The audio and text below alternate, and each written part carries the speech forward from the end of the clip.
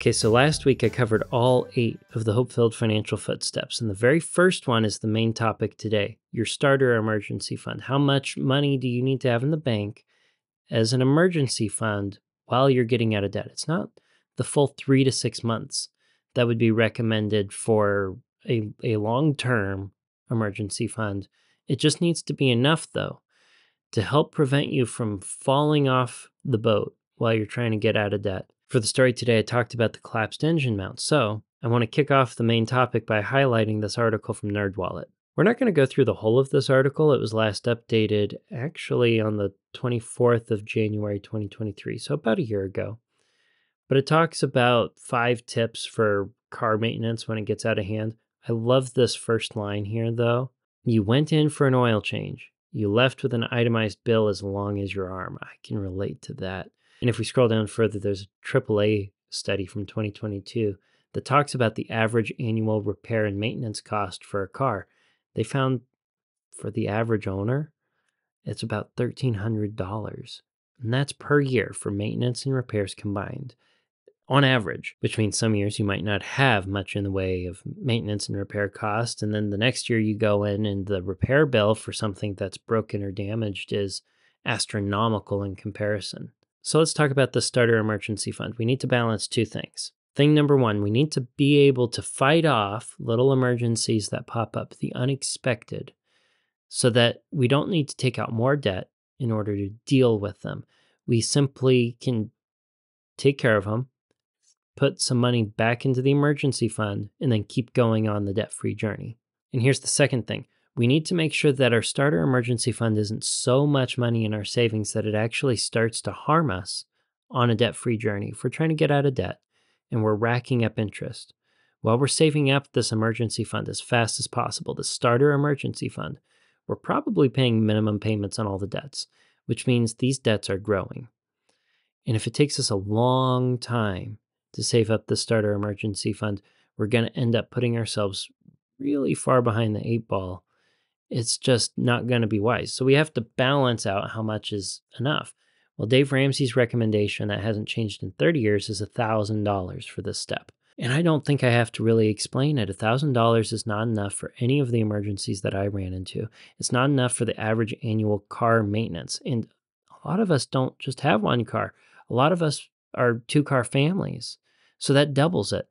And if we have kids and we're on a debt-free journey, an emergency with a kid's going to cost at least $1,000. So we definitely need more than $1,000 in most situations, unless we're someone who's exposed to very minimal risk and low odds of an emergency happening. If that describes you, then by all means, you can roll with the Dave Ramsey recommendation for $1,000. But for most of us, I don't think it cuts it. So I want you to do a couple things. Look at 1 month's worth of expenses and consider that possibly on the high end.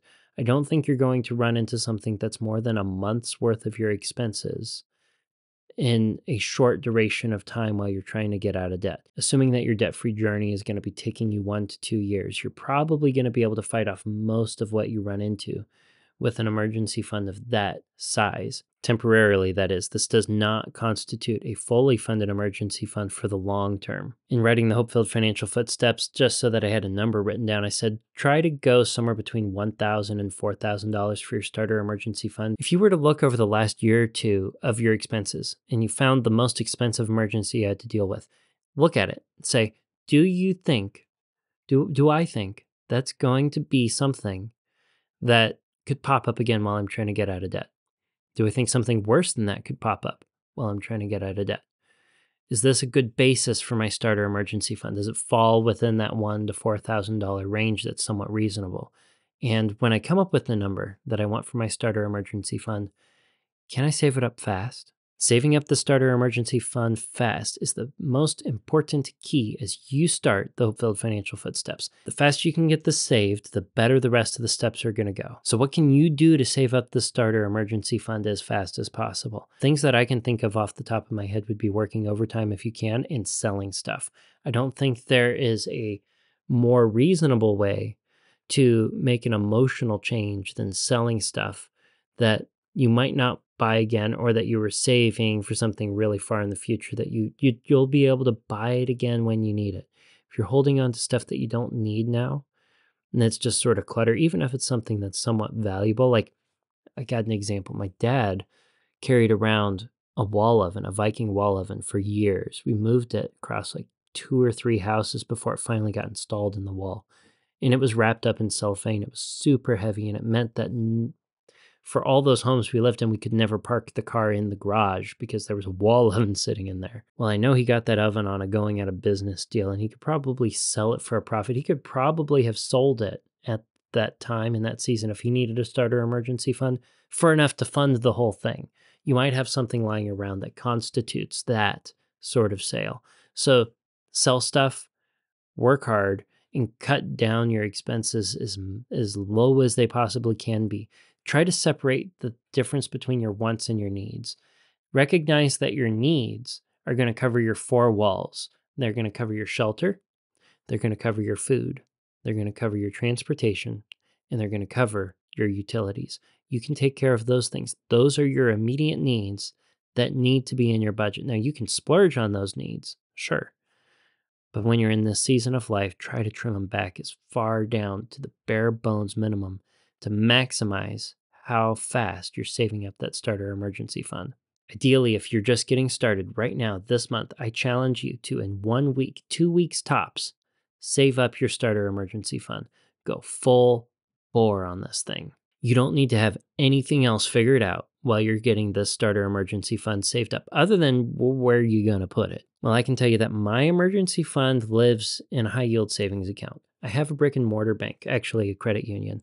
I bank with this credit union. I've got a savings account in there, and I have a checking account. Now, for the brick and mortar savings account, there's a high yield savings account in there and a normal savings account. We have a little bit of money that we need that actually represents a starter's emergency fund.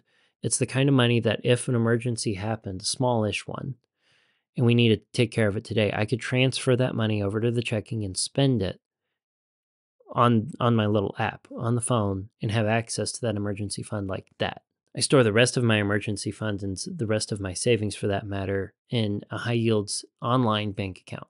By having the rest of my emergency fund in something that takes a little bit of time to transfer over to my main checking account, I give myself a little bit of friction between me and a large purchase, or between me and an emergency that may be able to be delayed while I pile up a little bit more money to make sure that my emergency fund doesn't end up too depleted. I don't like having a sparse emergency fund for too long of a time. And that leads to an interesting question. Say you're trying to get out of debt, you're in footstep 3, and an emergency happens. You need to take care of the emergency. Your emergency fund gets depleted or cut down a little bit. What do? You're going to want to push pause on trying to pay off that debt really intensely until you get that emergency fund back up. And you save it back up just as fast and just as intensely as you did the first time around. Let's look at this from one other perspective. Let's say that you're trying to get out of debt, so you refuse to add any more debt to your life, or you simply don't have the ability to add any more debt. Now, hypothetically, a horrible emergency happens, and it's going to be about $2,000 for you to take care of. You need to take care of this $2,000 expense in 3 days' time. If you didn't have the money and you couldn't add any debt, you couldn't borrow to pay that $2,000 off, you'd probably have to cut back your expenses as much as possible and sell stuff in order to pay that bill in the 3 days. You would do anything that you needed to in order to deal with that emergency, if that emergency is a need, as all emergencies are. So by saving up our starter emergency fund with the same level of intensity, by selling stuff, working overtime, and cutting our expenses back until the starter emergency fund is established, well, we're just doing the steps in reverse. We're taking care of all of that time and effort and friction that separates us from having the liquidity to deal with the emergency. And we're doing it at a time when there isn't an emergency over our head, making us feel like we're even more panicked and making decisions that are less intentional, less frugal, selling things that we may otherwise regret having sold. I'm going to leave you with this. If you're on HopeFilled Financial Footstep number 1, write down today what your starter emergency fund needs to be for you. Figure it out today before you go to bed. Write it down. Write it down in a place where you can see it. Say, I need to save this amount of money, and I need to save it in a week or 2 weeks. Give yourself a deadline Then tomorrow, figure out where you're going to put it, and then start pursuing that intense saving by selling stuff and working your tail off until it's done. Yesterday, you said tomorrow. So just do it! Make your dreams come true! And if you follow this recommendation, you write down what your starter emergency fund needs to be as you begin your HopeFilled Financial Footsteps. Please tell us what number you picked in the comments. I'm very curious to see what sort of distribution there is when it comes to starter emergency funds within the community that follows the HopeFilled Financial Podcast. There's really not much more to say about footstep number 1 other than to get started. So next week, we're going to start easing into HopeFilled Financial Footstep number 2 material, and we're going to begin by talking about my plan for life insurance. Please subscribe if you don't want to miss it. I might be dropping some hot takes next week. So until then, until next Tuesday, budget bravely and enjoy your HopeFilled Financial Future.